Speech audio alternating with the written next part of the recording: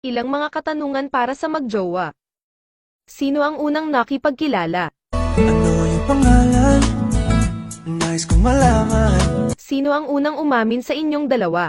Dami pang gustong sabihin. Sino sa inyo ang may mahabang pasensya? Patawarin mo na lang ako. Sino ang mas clingy? Nanaginip ako nagising, parang kinikilig.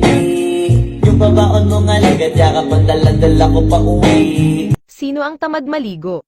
Tinanong kita sabay tayong maligo, pero tinawanan mo lang ako. Sino ang mas antukin? Humiling sa aking piling, antukin. Sino ang unang nang mamanya?